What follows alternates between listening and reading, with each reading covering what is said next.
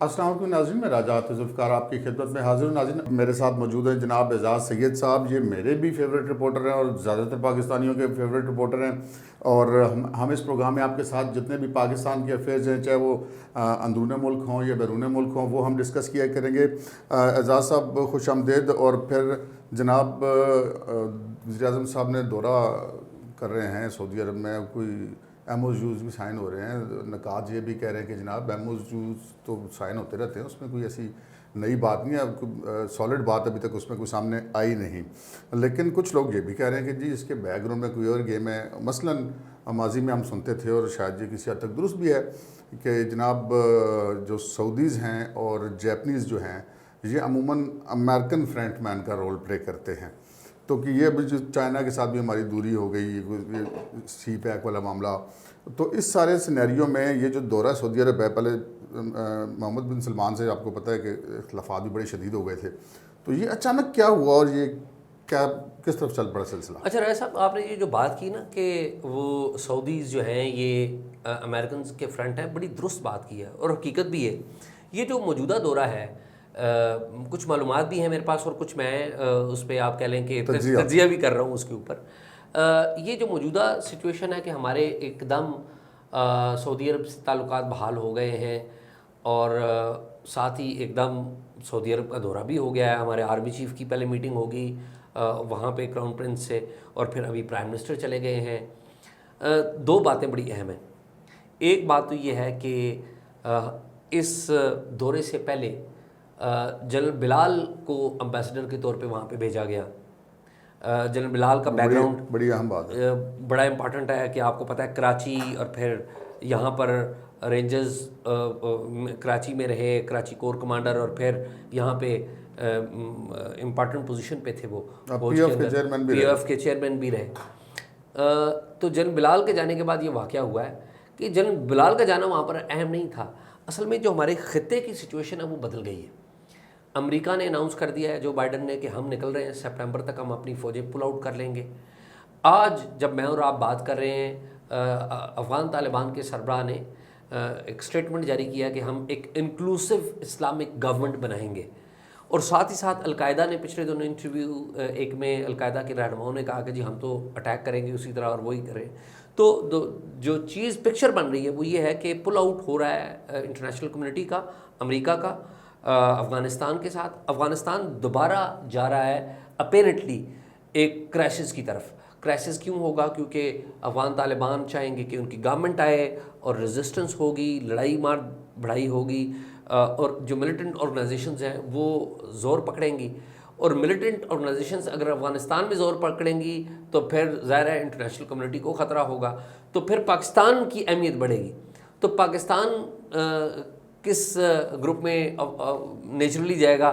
وہ امریکہ ہے، کیونکہ ہم پیسے بھی لیتے ہیں، ہم شروع سے ہی ان کے بادہ خوار ہیں اور نمک خوار ہیں، ہم ان کے وہ مرغے ہیں جس کو وہ دانہ دکھا کے کھینچتے ہیں اور اس کے پر کھینچ کے اس کو نہیں دیتے کھانے کے لیے، اور وہ گنجا مرغا جو ہے وہ بار بار دانے پہ پھر آ جاتا ہے، اور وہی آتا ہے۔ تو ہم ایک دفعہ پھر وہی رول، وہی جو ہسٹری ہے وہ رپیٹ ہونے جا رہی ہے، اور اسی وجہ سے آپ دیکھیں کہ ہمارے یہ محمد بن سلمان کو اچانک کیا دوبارہ ان کے دل میں محبت جاگ گئی جی وہ پاکستان کی؟ وہ تو بالکل ہی انہوں نے آنکھیں ماتھے پہ رکھ لی تھیں، اور انہوں نے جہاز بھی اتار دیا تھا، واپس بھیج دیا تھا۔ وہ عاطف بھائی، معاملہ یہ ہے کہ جو محبت اور نفرت انٹرنیشنل افیئرز میں ہے وہ ریلیجن سے ریلیٹڈ نہیں ہے کہ ہم بھی مسلمان ہیں آپ بھی مسلمان ہیں جفی لگا لیں۔ اگر ریلیجن سے ریلیٹڈ ہوگی تو سعودی عرب نے سب سے زیادہ جو ابھی کرونا کے دوران، کرونا کرائسس کے دوران جو مدد کی ہے وہ انڈیا کی ہے۔ بالکل صحیح۔ تو انڈیا پروڈامننٹلی ایک ہندو اسٹیٹ ہے، انویسٹمنٹ بھی سب سے زیادہ وہ کر رہے ہیں۔ وہ تو مارکیٹ کو دیکھتے ہیں، بڑی مارکیٹ ہے انڈیا، بڑی مارکیٹ دیکھتے ہیں۔ دیکھیے پاکستان کی اہمیت، اگین ہماری جو اکانومی ہے یا پوری دنیا میں جو ہماری اہمیت ہے وہ ایک کرائسس کی وجہ سے ہے، کہ ہم ایک ایسی اسٹیٹ ہے جو کرائسس میں اپنا رول پلے کرتی ہے، اور ہم خود بھی ایک ان نیچرل قسم کی اسٹیٹ ہے کہ ہمارے پڑوس میں افغانستان ہے، وہاں پر لوگ بیٹھے ہوئے ہیں جو پوری دنیا کی اینٹ سے اینٹ بجا دیتے ہوتے ہیں، 9/11 بھی کر دیتے ہوتے ہیں۔ اب یہ تو تاریخی حقیقتیں ہیں، انہوں نے تسلیم بھی کیا ہوا ہے۔ ایک جو لوگوں کے ذہن میں جو شکوک و شبہات پیدا ہو رہے ہیں وہ یہ ہو رہے ہیں کہ ویسے بھی تھے لوگوں کے ذہن میں کشمیر کے حوالے سے کہ جی وہ کشمیر والا معاملہ کلوز ہوا، کنٹریز بیچ میں پڑ رہے ہیں اور وہ پاکستان کو کہہ رہے ہیں بس ہو گیا جو ہو گیا، لیکن جو شاہ محمود قریشی صاحب کا اسٹیٹمنٹ آیا کہ جی ہمیں اس آرٹیکل سے کوئی ایشو نہیں ہے جو انہوں نے ختم کیا، دس از ویری امپورٹنٹ کہ وہ انہوں نے ایسی بات کیوں کر دی؟ وہ اس لیے ایسی بات کر دی کہ یہ جو شاہ محمود قریشی صاحب کا اسٹیٹمنٹ ابھی آیا ہے اس کے پیچھے بہت سارا بیک گراؤنڈ ہے. بیک گراؤنڈ کیا ہے؟ بیک گراؤنڈ یہ ہے کہ پاکستان اور انڈیا کے بیک ڈور پارلیز چل رہے ہیں. اور بیک ڈور پارلیز کب سے چل رہے ہیں؟ اگر آپ کو یاد ہو 18 اگست 2018 کو جب ہمارے آرمی چیف قمر باجوہ صاحب نے نوجوت سنگھ سدھو سے جفی ڈالی تھی ایوان صدر میں، تو اور پہلی دفعہ پتہ لگا کہ ہمارے آرمی چیف نے ان کو کہا کہ بھی ہم تو کرتارپور راہداری کھولنے کے لیے تیار ہیں. اور ویسے یہ کرتارپور راہداری کا ایک لمبی بات ہے، میں cutting the long story short, 2013 سے یہ پروجیکٹ تھا. پلاننگ کمیشن نے اس پروجیکٹ کو انیشیٹ کیا اور ورلڈ بینک نے اس پہ پیسے بھی دے دیے تھے اور پروجیکٹ منظور ہو گیا تھا. لیکن ہوا یہ احسن اقبال صاحب نے مجھے بتایا، میں نے کہا جی وہ تو پروجیکٹ آپ کے دنوں میں تھا. تو انہوں نے کہا کہ جی اس وقت میں وہ پروجیکٹ ہم کر رہے تھے تو ایک سیکورٹی کے ایک افسر آئے تو انہوں نے مجھے کہا کہ بھی یہ تو نیشنل سیکورٹی کے خلاف ہے. تو کہتے ہیں پھر وہ پروجیکٹ آگے نہیں بڑھ سکا. لیکن وہ پروجیکٹ چونکہ نواز شریف صاحب ہٹا دیے گئے. ہاں، تو جو باجوہ صاحب کی بیک ڈور پالیسی تھی اس میں پہلی دفعہ یہ ہوا ہے کہ عام طور پہ امریکی رول پلے کرتے ہوتے ہیں، لیکن اس دفعہ جو بیک ڈور پالیسی تھی اس میں 2 ملکوں کا بڑا امپورٹنٹ کردار ہے. ایک ہے آپ کا UAE اور دوسرا ہے سعودی عربیہ. تو انڈیا کے ساتھ جو پارلیز ہیں ان میں ان دونوں ملکوں کا بڑا رول ہے کہ ہم ہیں. ظاہر ہے ان کے پیچھے بھی اگر جائیں تو امریکہ ہے، اگر وہ آپ والی بات جائے تو بیسیکلی یہ جو 370 کی ڈیولپمنٹ تھی، آپ سن کے شاید حیران ہو، میں آپ کو بڑی ذمہ داری سے یہ خبر دے رہا ہوں کہ 370 انڈیا نے، انڈین حکومت نے لاگو کرنے سے پہلے پاکستان کو اعتماد میں لیا تھا اور پاکستان نے اس بات کی یقین دہانی کرائی تھی کہ ہم جو پبلک سٹیٹمنٹ دیں گے لیکن ایک حد سے آگے کراس نہیں کریں گے، تقریر نہیں کریں گے، تقریر نہیں کریں گے، تو عملی طور پہ کچھ نہیں کریں گے اور ہاں سیریس نہیں لینا. تو یہ میں آپ کو بڑی ذمہ داری سے کہہ رہا ہوں، ہمیں پہلے سے پتا تھا. ہمارے یہاں جو اسٹیبلشمنٹ ہے، جو لوگ پلیئر ہیں، جب یہ اس سے پہلے جو امریکہ میں گئے تھے عمران خان صاحب بھی اور مودی صاحب بھی جو ملے تھے وہاں پہ، جو ان کے پچھلے صدر تھے، تو اس وقت بھی ایسی چیزیں تھیں کہ جی شاید یہ انڈرسٹینڈنگ ڈیولپ ہو چکی ہے. اور اس کے بعد چونکہ جب یہ فوری یہ ہوا معاملہ، مودی صاحب نے واپس جا کے یہ کر دیا، تو اس سے شکوک و شبہات تو پیدا ہوئے تھے. لیکن اب آپ کی خبر جو ہے وہ اس بات کی تصدیق کر رہی ہے.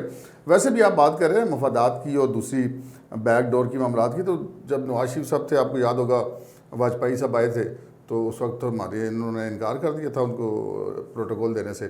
اور جب بعد میں مشرف سے خود آئے تو وہ وہاں پہ چل کے ان کے پاس چلے جایا کرتے تھے اسی کام کے لیے. ایسے ہی جب نواز شریف صاحب کہتے تھے ہم نے اپنا گھر ٹھیک کرنا، تو ہم کہہ دیتے تھے کہ جناب یہ تو بڑے غلط آدمی ہیں اور یہ تو پاکستان کے بڑے خلاف ہیں. اب ہمارے چیف صاحب یہ بات کریں تو ہم کہتے ہیں کہ جی ان کا بھی ایک ویژن ہے. سو ویژن میں بہرحال سیاسی قیادت تھوڑی سی آگے نظر آ رہی ہے. موجودہ سیاسی قیادت کی بات نہیں کر رہا، اوور آل بات کروں. ابھی ہم بات کرتے ہیں جی یہ شہباز شریف صاحب کا ہوا، بیل آؤٹ ہو گئے، پھر وہ بلیک لسٹ اور ECL سے ان کا نام شام بھی نکل گیا، پھر وہ اچانک پہنچ گئے. پھر ایسی بھی خبریں سننے میں آ رہی ہیں کہ شہزاد اکبر مرزا صاحب کو یہ اسائنمنٹ دی گئی تھی کہ کسی صورت ان کو باہر نہیں جانے دی جائے، جو ہوتا ہے ہو جائے، کورٹ کو بے شک تو ندارت ہو یا جو کچھ بھی ہو، اور اس پہ ہمیں عمل بھی ہوتا ہوا نظر آیا. ایک معاملہ پہلے ہم نے دیکھا تھا کہ جی سیم پیج والا معاملہ جو تھا وہ تھوڑا سا ہمیں ڈسٹرب نظر آیا بہت سارے ایشوز پہ. آپ نے دیکھا کہ آرمی چیف نے ملاقات کی کچھ اینکرس کے ساتھ، اگلے دن PM صاحب بلا رہی انہیں لوگوں کو، اور دونوں نے اپنا اپنا جو ویو دیا اس میں کافی ڈفرینس تھا. مطلب یہ ایک میرے خیال اوپن سیکرٹ ہو چکا ہے. تو اس کے بعد پھر یہ سعودی عرب والا معاملہ ہوا، پھر یہ شہباز شریف والا معاملہ ہوا. تو اب کہنے والے یہ بھی کہتے ہیں کہ شہباز شریف صاحب کسی بات چیت کے نتیجے میں یا کسی انڈرسٹینڈنگ کے نتیجے میں باہر آئے ہیں اور ان کا آنا اور جانا ایسے ہی ہے. تو یہ آپ کیا سمجھتے ہیں کہ یہ جو رکاوٹ ہے شہباز شریف صاحب کی، یہ کیا اس میں کیا جو سیم پیج والے معاملے کو مزید ڈسٹرب کرے گی، یا یہ کہ ویسے یہ از خود گورنمنٹ کا معاملہ اس میں اسٹیبلشمنٹ وغیرہ کا کوئی چکر نہیں ہے؟ عاطف بھائی، میں فیکٹس کے اوپر ہم بات کرتے ہیں. شہباز شریف صاحب کی بیل ہوتی ہے، لیکن جس دن شہباز شریف صاحب کی بیل ہوتی ہے اس کے پچھلے ویک میں ایک طاقتور شخصیت شہباز شریف صاحب سے 2 دفعہ جیل میں ملتی ہے.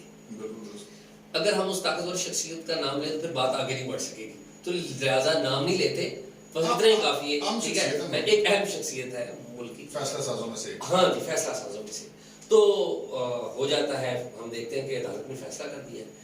اب عمران خان صاحب بڑے جو ہے، ہم عمران خان صاحب کو بڑی تنقید کا نشانہ لیکن ہم بناتے ہیں۔ بہرحال اس کو ایک خبر کے طور پہ ضرور لیں گے، لیکن ہم اس کی تصدیق اسی لیے کرتے ہیں کہ ہمیں تو عدالت میں نہیں جا سکتے۔ جی نہیں ہم تو بالکل ہمیں تو پتہ نہیں ہے، لیکن ہم ایک فیکٹ بیان کریں گے، کچھ لوگ کسی شخص یہ اتفاق بھی ہو سکتا ہے، یہ کچھ بھی ہو سکتا ہے۔ تو ایک تو یہ ہوا، دوسری بات یہ ہوئی کہ عمران خان صاحب جو ہے، عمران خان صاحب کا ٹریک ریکارڈ دیکھیں، ہر وہ بندہ جو اسٹیبلشمنٹ کے ساتھ اچھے تعلقات رکھتا ہے اور مسلم لیگ نون میں ہے، عمران خان صاحب کے نشانے پہ ہے، چاہے وہ شہباز شریف ہو، چاہے وہ خواجہ آصف ہو۔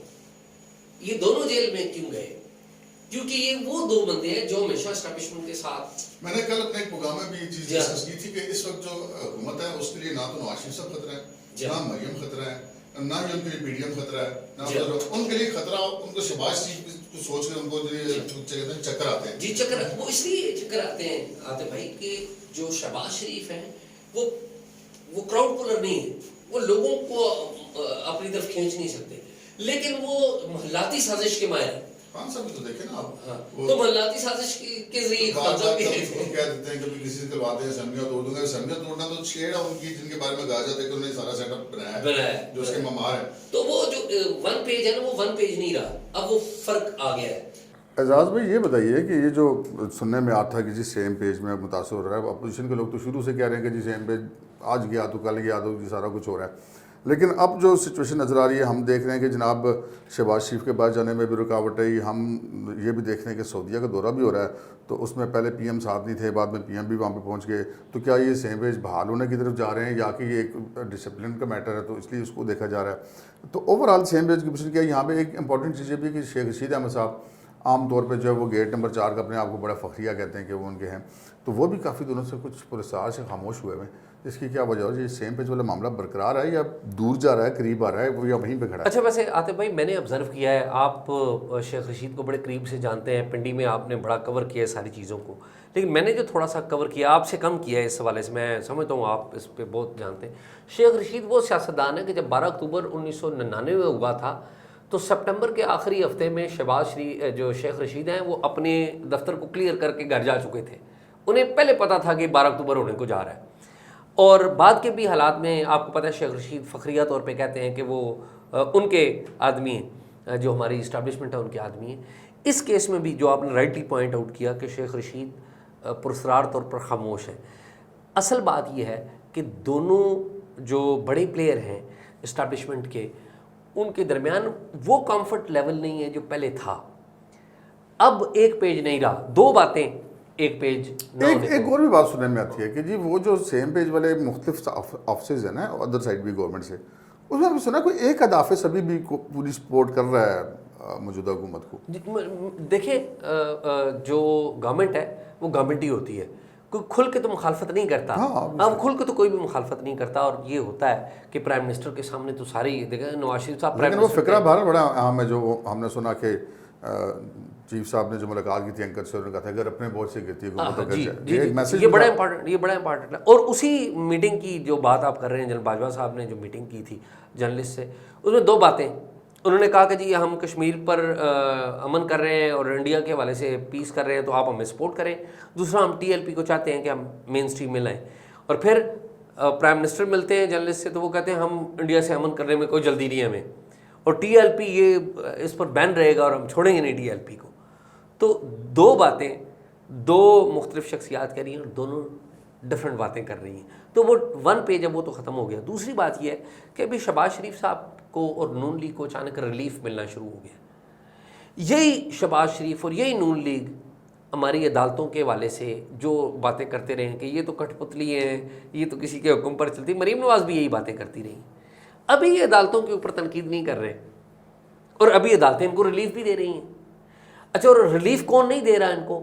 انہیں حکومت نہیں دے رہی، حکومت نے کہا جی عدالت نے دے دی، ابھی ہمارے پاس سرٹیفائڈ کاپی نہیں آئی، جب آئے گی تو پھر دیکھیں گے۔ مجھے یاد ہے کہ جب زرداری صاحب کے دور میں پیٹرول کے خلاف کورٹ کا آرڈر آ گیا کہ جی فلاں قسم کا ٹیکس آپ نہیں لے سکتے، تو انہوں نے اسی ٹیکسٹ کا نام بدل کے ایک نیا نافذ کر دیا کہ لے پھر انہوں نے لیا.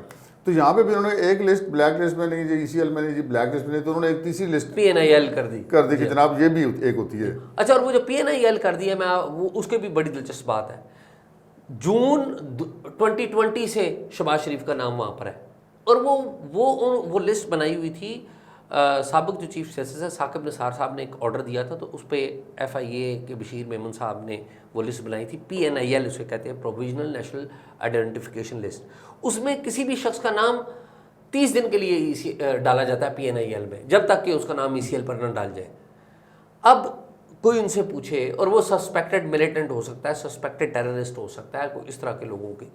اب 2020 سے ایک بندے کا نام آپ بار بار ڈال رہے ہیں, تو یہ کیا مذاق ہے؟ مطلب دس از آلسو اے جوک. لیکن ایک بات اس جوک میں ضرور پتہ لگتی ہے کہ شہزاد اکبر صاحب جو ہیں وہ پرائم منسٹر عمران خان کے ساتھ کھڑے, اور کچھ اور لوگ جو ہیں وہ کسی اور کے ساتھ کھڑے, کسی اور کے ساتھ. ہاں, تو وہ واضح طور پر نظر آ رہا ہے کہ ایک فرق. شیخ صاحب بھی تو سارا جو ہے نا وہ اور شیخ صاحب خاموش ہے, شہزاد صاحب پہ ڈال کے سائڈ مارے, جبکہ پہلے انہوں نے کہا تھا کہ جی اب میں اب آ گیا ہوں تو میں ہی وزیر ہوں. تو وہ شیخ صاحب خاموش ہے. اسی طرح شیخ صاحب نے جو بلیک لسٹ والے معاملے پہ بھی ایک دفعہ بڑا دھواں دار قسم کا بیان دیا تھا کہ جی کوئی بلیک لسٹ جو کہ ایک ECL ہوگی یا نہیں ہوگا, اس میں ہوگا بندہ ہوگا یا نہیں ہوگا, باقی کوئی لسٹ نہیں ہوگی. لیکن آج وہ دوسری تو کیا تیسری بھی نکل آئی ہے کہ جب ایسا معاملہ ہوا ہے. تو جی شیخ رشید صاحب کی خاموشی بھی والا معاملہ بھی ہے.